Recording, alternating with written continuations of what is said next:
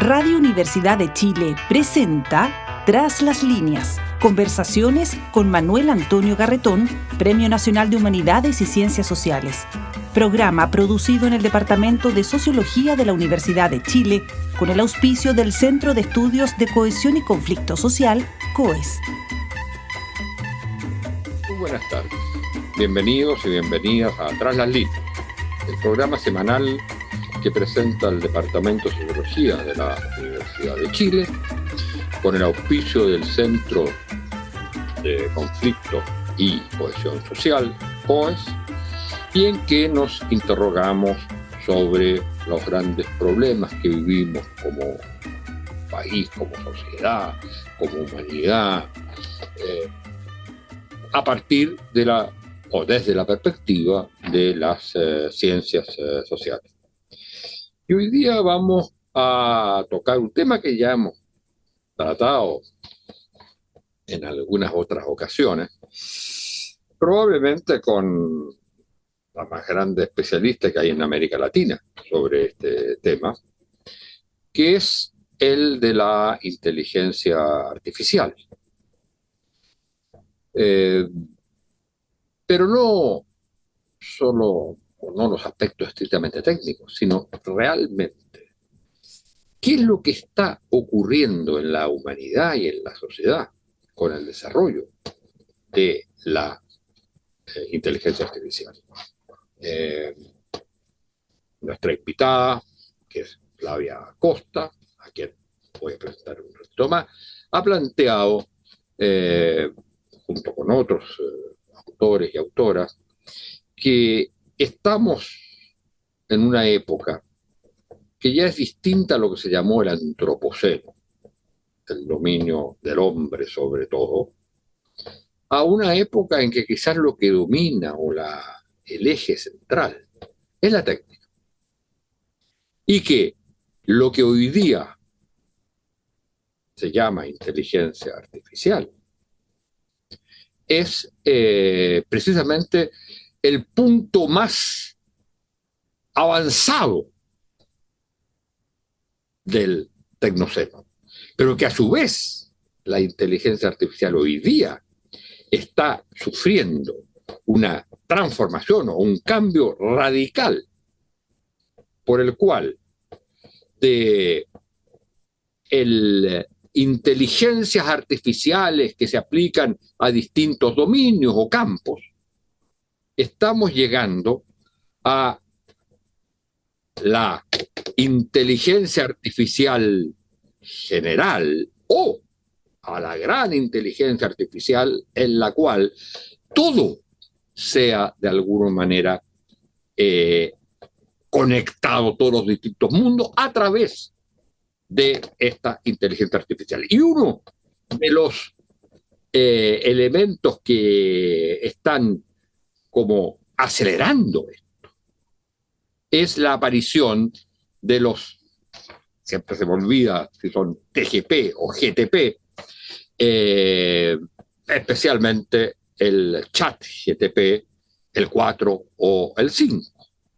Frente a lo cual, dados los peligros que parece presentar, porque, como bien lo señala Flavia en uno de sus artículos, esto es como tener una bomba, que un niño tenga una bomba. No sabemos qué hacer con eso. Entonces, un grupo muy significativo de premios Nobel, de intelectuales, de científicos, ha planteado la necesidad de hacer un pare, como los letreros de los tráficos. Pare, por un tiempo, porque tenemos que saber qué hacemos con esto. Porque el riesgo que estamos corriendo es precisamente que la inteligencia artificial sea más inteligente que la inteligencia humana y que pueda terminar en el dominio de un solo actor que la maneja y la conduce. Entonces, sobre esto vamos a conversar con Flavia. Ella es una doctora en Ciencias Sociales por la Universidad de Buenos Aires, es investigadora del Consejo Nacional de Investigaciones Científicas y Técnicas, es profesora en la Facultad de las Ciencias Sociales de la Universidad de Buenos Aires y es considerada, como decía, una de las especialistas más importantes que hay en América Latina sobre este tema. Sobre todo por la manera como enfoca es cómo la sociedad, llamémosle, de la información cibernética, digital, cómo transforma nuestras vidas. Y una de las temas interesantes que plantea en su libro principal, que es Tecnoceno, algoritmos, biohackers y nuevas formas de vida, es el dilema que se está enfrentando hoy, como señalaba anteriormente, el desafío o el monstruo que está apareciendo, que es el singleton, según los americanos, diríamos el único, es decir, el dominio de la inteligencia artificial por un solo sistema o un solo actor. Flavia, muchas gracias por estar con nosotros y yo partiría preguntándote que tú nos explicaras por qué o qué está detrás de esta preocupación que en la carta de estos grandes intelectuales, premios Nobel, en fin, le plantean a la humanidad y a quienes manejan estos sistemas, les plantea un momento de reflexión y de suspensión de su desarrollo. ¿Por qué se llega bueno, primero ante todo, Manuel, muchísimas gracias por la invitación, por la presentación exagerada y generosa que hiciste.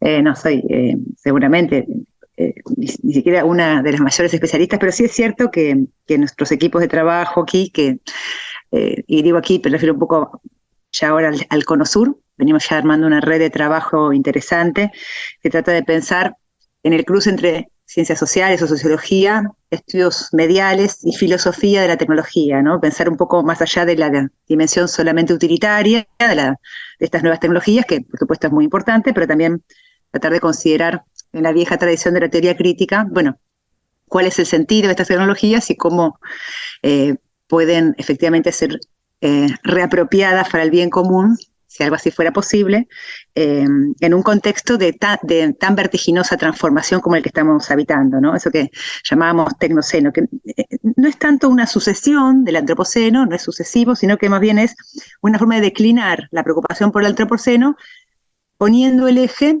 en que esa transformación antropocénica, ese cambio del Holoceno al antropoceno, fue posible gracias a las tecnologías. Por supuesto a la nuclear, por supuesto a las petroquímicas, por supuesto a las biotecnologías, pero además también a estas tecnologías de la digitalidad que habitualmente no aparecen en la agenda del antropoceno y sin embargo son fundamentales para entender dónde estamos, cómo hemos llegado hasta aquí y en parte, como uno podría decir, bueno, hacia dónde podemos imaginar que estamos yendo. La carta del mes de marzo, ¿no? de este año se publica en un espacio llamado Fundación Future of Life, Fundación Futuro de la Vida. No fue redactada por Elon Musk, pero sí él rápidamente, el CEO, ¿no? de SpaceX y de Twitter hoy, adhirió a ella, junto con otros investigadores, teóricos, empresarios también, desde el historiador Yuval Harari hasta uno de los padres, digamos, de las redes neuronales en inteligencia artificial, muchos directores de centros de investigación en inteligencia artificial. Quiere decir, desde adentro del corazón de la investigación científica es que se escribe y se firma esta carta pidiendo una pausa de al menos 6 meses en el desarrollo de lo que se llaman modelos de lenguaje grandes o modelos de lenguaje extensos, superiores al GPT-4, no al GPT-4, al modelo que justamente en el mes de marzo había lanzado una de las grandes empresas de inteligencia artificial del mundo. Las grandes, son realmente muy importantes las empresas que pueden desarrollar este tipo de prototipo o de modelo. La inversión de OpenAI para para este tramo de estos modelos de lenguaje grande fue de $10.000 millones, para que nos hagamos una idea, ¿no?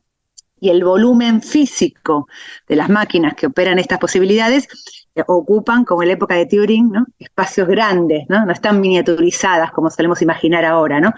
Sí, en el uso doméstico sí, pero estos grandes modelos o módulos de lenguaje ocurren porque como los primeros computadores que claro, ocupaban en grandes tamaños, ¿no? Claro, grandes tamaños. Es decir, no cualquier Estado puede todavía hoy llevar adelante estas investigaciones, ni por supuesto, no cualquier corporación. Y la pregunta, más allá de las propias explicaciones que la propia Carta brinda acerca de que necesitemos, esta inteligencia artificial va a traer transformaciones importantísimas en la sociedad, esto ya está en marcha, dice la Carta, necesitamos un tiempo para que las sociedades, y en este sentido entendemos que también está diciendo para que los gobiernos, para que los estados, o esas organizaciones supraestatales como la Unión Europea, por ejemplo, ¿no? O regionales, se preparen para lo que viene, dicten la normativa jurídica, estamos atrasados en relación con la normativa jurídica para esto que viene, organicen, también tomen medidas buscando técnicos capaces de estar supervisando este desembarco de la nueva inteligencia artificial. Y decir que lo que se pide es un poco de prudencia, uno podría decir, pero también acción rápida. Se te está pidiendo que trabajemos rápidamente en desarrollar marcos para el desembarco de esta tecnología. Y una cosita más, y ya te... ¿Cómo? ¿A quién se le pide? O sea, cuando dicen paremos, ¿a quién? A los laboratorios, dicen ellos, ¿no? A los laboratorios de investigación. Ellos hacen una llamada a los laboratorios de investigación. Y dan 4 ejemplos. ¿Por qué lo harían? ¿Cómo? ¿Por qué lo harían? Perdón. ¿Por qué lo harían? ¿Por qué se van a detener? Si tienen... Claro, eso seguramente... Sí, seguramente eso es lo que podemos imaginar, pero también es cierto que la Carta de alguna manera logra alertar, creo que al menos por un tiempo, a las autoridades gubernamentales a que si no se detiene, por lo menos ya estén preparando eso, ¿no? El marco jurídico para ese desembarco. Los 4 ejemplos que da la Carta acerca de situaciones que se han logrado detenerse gracias a una fuerte decisión política, son, dicen ellos, entre otras, ¿no? Pero mencionan 4 casos de investigaciones que han logrado autolimitarse, es decir, bueno, esto hasta acá sí y hasta acá no. En humanos no lo vamos a probar, por ejemplo, la clonación humana. Ahí se ha dado un paso, los británicos fueron los primeros, ¿no? Los pioneros en esa legislación, incluso antes de que fuera posible la clonación de mamíferos grandes, hicieron una legislación que decía no se va a poder clonar un ser humano aunque exista la posibilidad técnica. También la transformación de línea germinal genética humana, también eso está autolimitada, la sociedad humana ha tomado la decisión de autolimitar esa investigación. Las investigaciones en ganancia de función de los virus, después de las pandemias se hizo un activismo fuerte para que las investigaciones que tuvieran que ver con potenciar virus para luego, ¿no? Tratar de ver sus formas de defensa, digamos, ¿no? Y de empoderamiento y de defensa, ante el peligro suscitado por un virus como el COVID, ¿no? 19, se limitó la investigación en ganancia de función en los virus. Y luego también hablan de la eugenesia, ¿no? Que tiene un marco regulatorio para ese procedimiento técnico. También podríamos haber pensado en el desarme nuclear, en los acuerdos de desarme. Es decir, también hubo posibilidad en algún momento de detener esa escalada militarista, ¿no?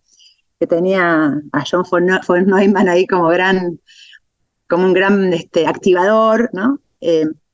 Y sin embargo, se ha logrado por lo menos una suerte de calma, de tensa paz, calma, a partir de acuerdos de desarme, que retrocedieran la cantidad de armas nucleares mundiales a un punto para no alcanzar la posible destrucción del planeta. Digo, me parece que a lo que se alude es a un tipo de acuerdo de estas características, ¿no? Lo cual pues, sabemos, por supuesto, que podría fallar, pero también confiamos en que sea posible la política, ¿no? O sea, creo que nosotros necesitamos siempre creer eso. ¿Qué pasa si en los análisis tuyos de el malestar de la sociedad digital, los problemas que tienen, en las advertencias que hacen algunos de la deshumanización, o sea, el cambio de lo que llamamos condición humana, ¿eh? En la red? ¿Qué pasa si no se detiene esto? O sea, si no se detiene, porque digamos, detenerlo por 6 meses es algo raro, ¿eh?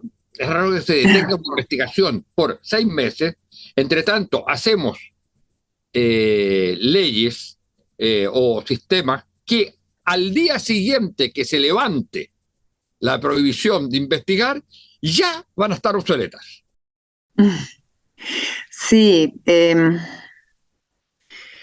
digamos, en principio, como muchas veces ocurre con los desarrollos tecnológicos, creo que se parte, por supuesto, de intereses, ¿no? Por supuesto, de intereses, pero también de cierta dimensión imaginaria, cierta dimensión de especulación.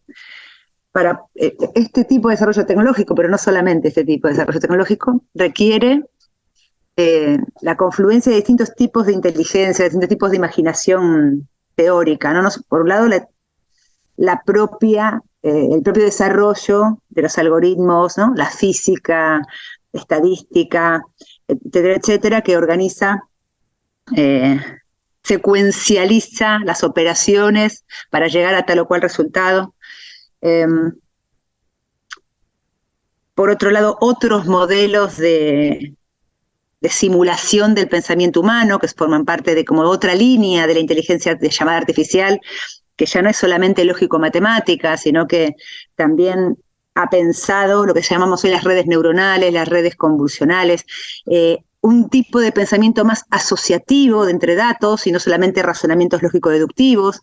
Entonces, esas redes operan de una manera bastante más parecida a un cerebro más complejo que el solo razonamiento lógico-matemático, y pueden establecer asociaciones a partir de los datos dados sin que necesariamente medie entre ellos una deducción simple, ¿no? Bueno, es bastante más complejo explicar, pero digamos, son vías distintas del desarrollo de esta tecnología, algunas que expanden, aceleran, multiplican geométricamente un modo de razonamiento de los seres humanos, que es el lógico-matemático, y otras que buscan algunas otras formas de imitar, de algún modo, algo de razonamiento humano, ¿no?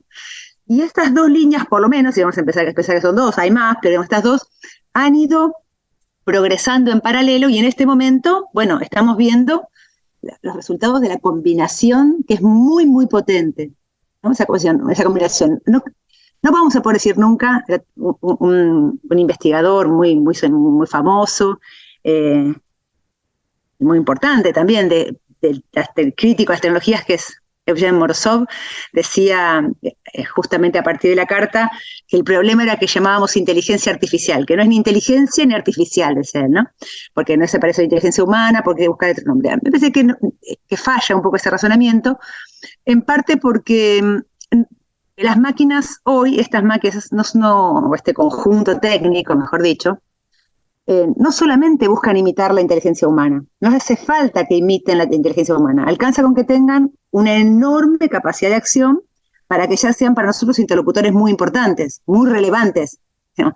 Aunque no sean humanos, aunque nunca terminen de pensar como un humano, ¿no? Y no realicen todas las acciones que hacemos los seres humanos.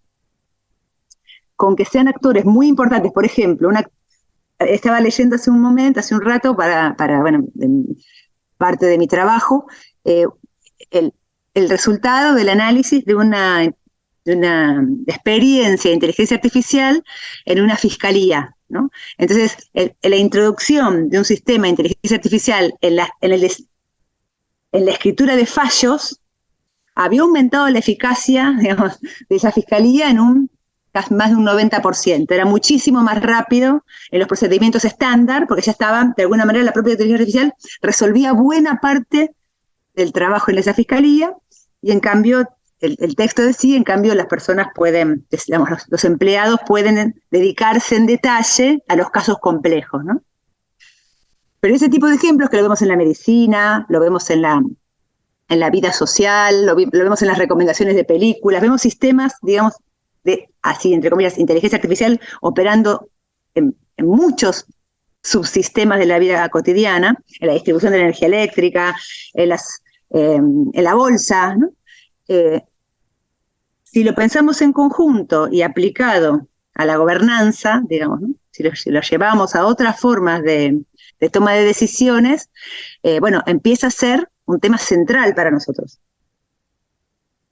¿Dónde vamos a aplicar inteligencia artificial? ¿Cuáles son los campos en los que vamos a aceptar esa ayuda, ¿no? de ese tipo de procesamiento muy veloz, muy veloz de información, esa imitación incluso del lenguaje humano, esa imitación muy detallada y muy ajustada de muchas de las habilidades estándar de un profesional contemporáneo? Empecemos por traducir, ¿no? Redactar, corregir texto, responder una pregunta, ¿no? A partir de una cierta cantidad de datos y de archivos organizados. Entonces, la pregunta ahí sería, en todo caso, si tenemos conversado públicamente, hay parte de la conversación pública en la que tengamos presente que hay tareas que sí queremos, en las que intervenga ese tipo de proceso de rápida aceleración tecnológica, y si quizás hay tareas en las que no queremos que eso ocurra. Esa conversación pública no nos la hemos dado, por ejemplo, hasta ahora, más allá de lo que hagan las grandes empresas ahora de desarrollo con estos 6 meses, ¿no? Desde que en nuestros medios, en nuestros países, no nos hemos dado esa pregunta. ¿Queremos que ingrese la inteligencia artificial en las tareas de la industria cultural? Por ejemplo, en el diseño de música para adolescentes, ¿no? En el diseño de las imágenes visuales que nos rodean todo el tiempo, las imágenes, ¿no? Con las que vamos a convivir, en la redacción de nuestros textos, en la redacción del guión general de las series de televisión. Bueno, pero eso no es está lo ocurriendo independientemente que lo queramos o no queramos. Sí, lo otro también va a ocurrir, sí, está ocurriendo. Porque, digamos, pero vuelvo a decir, esa discusión no nos la hemos dado. Y entonces la idea de los 6 meses, digamos, va en ese sentido, de parar los 6 meses. A mí me parece que no tiene, o sea, no cabría especular mucho más acerca de los 6 meses que lo que la propia carta dice. Sí. En el sentido de que la carta lo que dice, bueno, necesitamos, o por lo menos dice, bueno, esperemos a ver ese impacto. Yo creo que es mi opinión personal, por supuesto, pero creo que el mayor objetivo, y creo que está logrado de esa carta, fue impactar en la opinión pública con este tema, ¿no? Construir este ámbito de conversación que estamos teniendo en estas últimas semanas acerca de la inteligencia artificial, volverlo con un tema de público de debate. Creo que lo ha logrado la carta. Claro que para que esa conversación tenga un cierto nivel, y bueno, todos tenemos que aprender de qué estamos hablando, interpretar de qué estamos hablando. Y entonces sí, lo que decíamos recién era, lo que entre los dos conversábamos recién era tratar de unir acontecimientos que hoy ya nos parecen bastante cotidianos, ¿no? De la industria cultural, ¿no? Las recomendaciones en línea, los grupos de pop, de diseño, ¿no? Que ya aparece cómo suena un grupo y después se buscan los integrantes, digamos, ¿no? Cómo se diseña una serie de televisión, etcétera. Y ahora aparece el temor a que eso también entre, por ejemplo, en el sistema educativo, ¿no? Primario, secundario o superior. Entonces, tenemos respuestas como la del Estado de Nueva York, que prohibió el ChatGPT en enero de este año, lo prohibió. En Hong Kong también lo prohibieron. Italia, sobre el final del mes de marzo, prohibió en todo el territorio el uso de ChatGPT por problemas de seguridad. Entonces uno dice, bueno, claro, esa posibilidad también existe, ¿no? La posibilidad de que... Lo que uno entendería ahí es que esa prohibición corresponde un poco a lo pedido en la carta. Es decir, paremos, porque nada dice que después no se puede volver con eso. Pero Claro. si hoy se continúa con esto, vamos a tener, por ejemplo, una transformación, pero yo diría monumental, radical del sistema, de lo que son los sistemas educacionales, sin saber si lo queremos, ¿ah? Y sin que podamos, como humanidad, no digo como grupo, porque va a ser un grupo el que controla eso, pero como humanidad sí que podamos controlar cuál es el cambio necesario en la educación y cuáles son las cosas que no deben cambiar en la educación.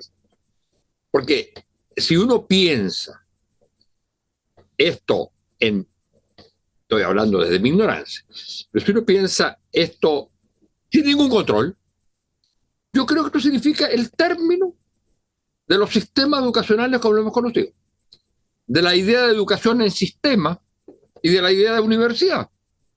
Si es que esto no tiene una forma de control, de regulación y de combinación, de nueva combinación de lo que llamamos inteligencia artificial con lo que sería la clásica inteligencia humana. Sí, bueno, las respuestas fueron y siguen siendo, ¿no? Porque estaba recién mirando, Alemania estaba también viendo si prohibía o no el chat. Ya un instituto de investigación en ciencia política en Francia mandó un correo electrónico a los estudiantes diciéndoles que si usaban este chatbot no podían volver a la universidad. Bueno, digo, esto aparece también como ¿Cuál es el instituto de ciencia política? ¿Cuál? ¿El SOSPO? El Instituto de Ciencias Políticas de París. Sciences Po, exactamente. Claro, el Sciences Po. Claro. Entonces, bueno, si tenemos esa reacción, yo creo que en parte esa reacción tiene que ver con lo que dice la carta, ¿no? Analicemos que aunque estamos usando, no tomemos una apropiación acrítica, completamente acrítica de toda tecnología que llega, entendamos que es una herramienta de doble filo, como se suele decir, pero está bien, o sea, es correcto. Quizás no es verdadero, como diría Heidegger, pero es correcto decir eso, ¿no? Esas son herramientas que tienen un poco farmacológicamente el remedio y el veneno a la vez, ¿no? Entonces, hay que tratar con ellas con cierto cuidado, hay que entender, ¿no? De límites, terapéuticos, ¿no? ¿Cuál es el límite del uso de este material o no? O de esta herramienta. Por otra parte, bueno, es un poco más que una herramienta, ¿no? Sí. No, adelante. Te interrumpí. Termina. No, que me parece eso, que es un poco más que una simple herramienta, porque lo que está en el horizonte de estos lenguajes, estos modelos de lenguaje grande, es una metatecnología, no es una herramienta, es un conjunto técnico que es, en verdad, la posibilidad de múltiples herramientas, porque en verdad, si lo que son modeladores del lenguaje, como dice Harari, el lenguaje es nuestro sistema operativo, no es una herramienta más, es a través de lo cual hacemos casi todas las cosas, digamos, ¿no? Entonces, si lo que hacen estas máquinas tan potentes es modelizar el lenguaje, e incluso, bueno, varios lenguajes al mismo tiempo, porque para ellos no tienen una lengua materna y una no materna, ¿no? Pueden trabajar con la sintaxis y las semánticas, ¿no? De múltiples lenguas, y eso también va a dar a esas máquinas una enorme potencia creativa que quizás un nativo de una lengua, por más que sea muy políglota, nunca va a tener ni el acceso a todo ese archivo que esté en esas máquinas, ¿no? Que esté disponible en esas máquinas, ni tampoco toda la capacidad de las asociaciones que son, otra vez como decíamos, físicas, materiales. Nuestro cerebro no es ilimitado, tiene una capacidad de asociación y una cantidad de datos. Podemos hacer que esos datos, puede haber abundancia, pero nunca serían comparables a la cantidad de datos a los que acceden estas máquinas. Por eso son tan rápidas, entre otras cosas, porque tienen una capacidad de asociar a una enorme velocidad y una cantidad de datos, de archivos, que uno diría, bueno, ellos son, cuando uno se encuentra con un individuo maquínico de esta especie, de esta nueva especie, digamos, ¿no? No es como un individuo humano, ni tampoco es como un individuo exactamente así, ¿no? Son individuos maquínicos que concentran la información de generaciones y generaciones y generaciones de ciencia muy sofisticada, de matemática muy sofisticada, de física muy desarrollada, y además acceso al archivo de bibliotecas del mundo entero. Entonces, bueno, claro. Tú señalas en algunos, digamos, en el último artículo que escribías, sí, y a partir de la discusión que produjo esta carta, que precisamente hay una lógica detrás de estas máquinas. Sí. Que es una lógica metamáquina, pero que es, de alguna manera, la lógica de la competitividad. Claro, claro. Bueno, eso sí lo que es la carta. Eso llevaría, dice, sí, perdón, para que lo expliques en conjunto, porque ya vamos a tener que terminar, y que eso es lo que llevaría esa lógica al dominio, por decirlo así, de una máquina. Claro. Aquí entramos, está muy bien, gracias Manuel que me hiciste este pie, porque en verdad aquí entramos es el inicio de la carta. Dice, si seguimos con esta lógica competitiva, dice, yo creo que tengo aquí el texto para leer exactamente la frase, ¿no? Pide suspender de inmediato, durante al menos 6 meses, el entrenamiento de los sistemas de inteligencia artificial más potentes que GPT-4, incluido el GPT-5, que se está entrenando actualmente, ¿no? Dice, advierte que los modelos de lenguaje grandes como GPT-4 ya pueden competir con los humanos en una gama cada vez mayor de tareas y podrían usarse para automatizar puestos de trabajo, difundir propaganda y falsedades y hasta poner en jaque la democracia, ¿no? Lo importante, en todo caso, dicen ellos, es que los sistemas de inteligencia artificial con inteligencia humana competitiva pueden plantear riesgos profundos para la sociedad y para la humanidad. Es un cambio profundo en la vida de la Tierra y debe planificarse y administrarse con el cuidado y los recursos correspondientes. Desafortunadamente, ese nivel de planificación y gestión no está ocurriendo. Esta idea de la inteligencia humana competitiva es un guiño que esta carta hace a una serie de especulaciones, no son teorías científicas probadas, son especulaciones teóricas de grandes inventores y filósofos contemporáneos.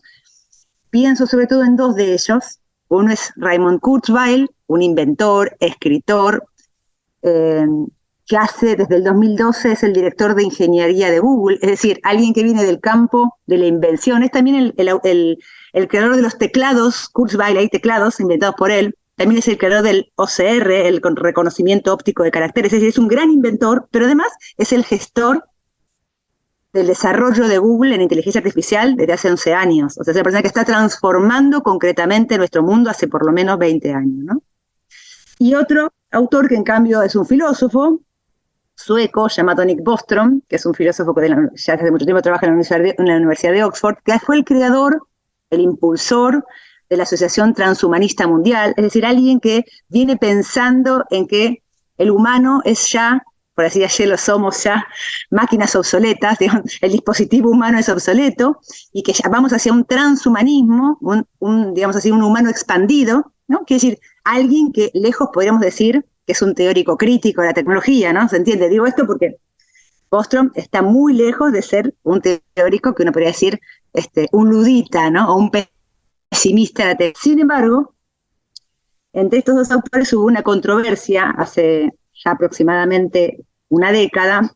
El primero de ellos, Raymond Kurzweil, el ingeniero de Google, publicó en el año 2005, entre las muchas publicaciones que él venía haciendo ya desde la década del 80 del siglo pasado, una que se llama La singularidad está cerca. Es una proyección, es una predicción, una proyección. Él dice, bueno, hay una suerte de ley de rendimientos acelerados, también en la informática. Nosotros lo ponemos en relación con lo que Bill Stephen llama la gran aceleración del antropoceno-tecnoceno. Decimos, bueno, las tecnologías informacionales también están por dar su gran salto de aceleración, dice Kurzweil, proyectando hacia el futuro. Dice, y vamos a pasar rápidamente de las inteligencias artificiales estrechas que conocemos hoy, las que juegan al ajedrez, juegan al Go, organizan, ¿no? Las recomendaciones de películas en una plataforma, ¿no? Que hacen eso muy bien, o sistema bancario, a lo que él llama la inteligencia artificial general, que son estas inteligencias artificiales que hacen digamos, multipropósito, que hacen muchas cosas al mismo tiempo, o sea, de tareas generales, y yo diría que en particular además tienen una característica, estas que dice Kurzweil, que es que establecen relaciones entre cada una de las tareas que hacen. No es que solamente puede hacer varias cosas, sino que las puede relacionar. Ese es el aludido peligro del GPT-5, ¿no? Que pudiéramos estar llegando a esa inteligencia artificial de propósito general que además puede establecer relaciones entre esas generalidades. Estamos en el paso 1 y 2. Ahí estamos hoy. Entre el 1 quizás a punto de llegar al 2. En un tercer momento, dice Kurzweil, especulativamente, digo, esto es muy importante, es una especulación, pero es una especulación que no tendríamos que descartar, y es lo que después Bostrom retoma. No hay que descartarla, porque claro, de estas especulaciones ha vivido la tecnología de punta en los últimos 50, 70 años, ¿no? Especular llegar a la Luna, especular ir a Marte, especular, son especulaciones. La especulación de Kurzweil es que esa otra inteligencia artificial general a su vez va a dar un nuevo salto y siendo competitiva, acá está, ¿no? Y si el código técnico, lo que Andrew Freeman llama el código técnico de estas máquinas, es decir, la orientación, uno diría la intención programada de estas máquinas, sea ser la primera, ser la mejor, ser competitiva respecto de otras. Va a querer eliminar a las otras. Claro, lo que Kurzweil lo dice eso, dice, bueno, vamos a llegar a un tipo de inteligencia que sea tan general que nosotros no la podemos ni comprender. Va a ser una singularidad a la que nosotros no vamos a alcanzar nunca a entender, y bueno, ya será otra especie, dice él, ¿no? Bostrom, 9 años después, en 2014, publicó un libro que se llama La superinteligencia artificial. No la singularidad, habla de la superinteligencia, pero después habla del singleton, ¿no? Bueno, dice, eso desarrolla esa especulación en términos analíticos. Dice, bueno, en realidad, hoy, si eso pudiera ocurrir, estamos como niños jugando con una bomba, dice él, ¿no? Efectivamente, de él es esa imagen. Dice, en realidad la superinteligencia es un peligro del que no nos estamos dando cuenta, que si vamos hacia allí, no tenemos ninguna posibilidad de tratar con eso. Sobre todo, dice, si mantenemos el código técnico competitivo, porque si somos competitivos, ¿no? Si estamos en la lucha entre corporaciones o entre estados, en la carrera nuclear, bueno, si estamos en la carrera de la inteligencia artificial, es posible que entonces programemos a la máquina para eliminar a su enemigo, ¿no? Que terminemos programando la máquina que se dará cuenta pronto de que su ventaja decisiva implica no tener ningún contrincante. Bueno, insisto, estamos en el campo de lo especulativo, pero lo que sí tenemos claro es que en la carta se hace referencia al libro de Bostrom como bibliografía, y se dice que si seguimos tratando con inteligencia artificial humana competitiva, vamos a estar en problemas. Entonces me parece que ahí el término competitivo hace una llamada de atención a ver si podemos programar un desarrollo de inteligencia artificial cooperativo. Un desarrollo de inteligencia artificial que, digamos, que sea verdaderamente abierto para la humanidad, no cerrado sobre sí mismo, ¿no? No propietario, no para solamente esas grandes corporaciones. Y ya ahí tendríamos una primera enorme conversación. La segunda conversación curioso, que también... Sí. Vamos a tener, pero es curioso que en esta carta quien haya participado y que sea el iniciador de la carta haya sido nada menos que Musk. Sí, no es el iniciador, pero sí fue uno de los que rápidamente adhirió, ¿no? Él viene diciendo esto hace tiempo. También Harari viene diciendo esto hace tiempo. Y antes Harari no era un teórico, no era tan crítico de las tecnologías, y hace por lo menos 2 o 3 años, sobre todo con la pandemia, Harari hizo un giro en su discurso acerca de las máquinas, ¿no?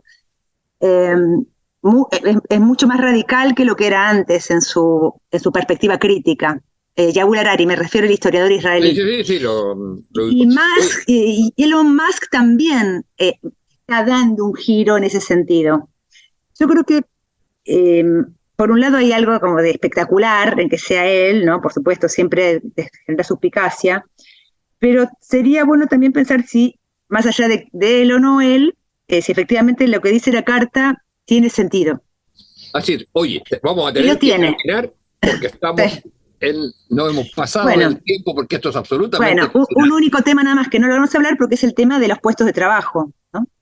Que es la otra gran preocupación, más en lo inmediato, ¿no? Pero como decía Keynes, después, dentro de 60 años ya no vamos a estar acá, digamos, ¿no? Entonces, el plazo, el corto plazo también nos importa. Y efectivamente, lo que las consultoras dicen, ¿no?, es que esta inteligencia artificial va a tener la posibilidad de automatizar entre 1/4 y 1/3 de los puestos de trabajo que hay hoy en Estados Unidos y Europa.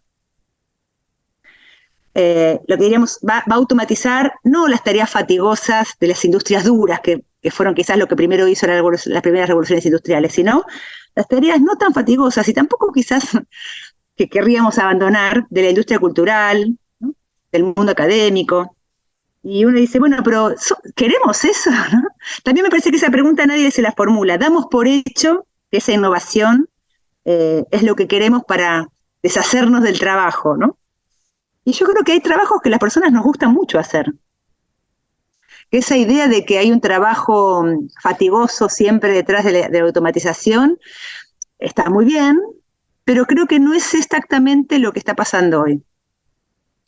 Digamos, estas inteligencias artificiales que reemplazan redactores, que reemplazan dibujantes, que reemplazan humoristas, o que reemplazan profesores, no sé si exactamente es lo que queremos, ¿no?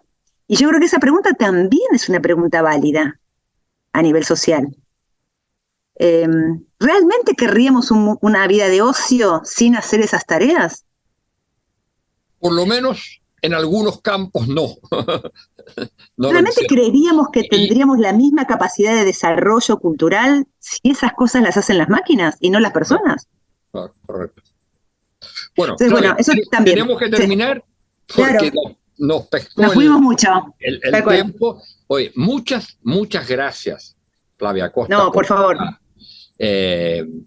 Magnífica conversación y explicación de lo que estamos viviendo con la inteligencia artificial, de los riesgos y de también las cosas positivas que, si tenemos capacidad como humanidad de tomarlas, de conversarlas y de controlarlas, son un salto que puede ser muy, muy positivo. Muchas gracias, y muchas gracias a ustedes, señoras y señores auditoras y auditores. Muchísimas gracias por la invitación. Ojalá les haya resultado un poco interesante. Es un tema, por supuesto, del que vamos a seguir hablando. Chao, hasta luego. Radio Universidad de Chile presentó Tras las líneas, conversaciones con Manuel Antonio Garretón, Premio Nacional de Humanidades y Ciencias Sociales. Programa producido en el Departamento de Sociología de la Universidad de Chile con el auspicio del Centro de Estudios de Cohesión y Conflicto Social, COES.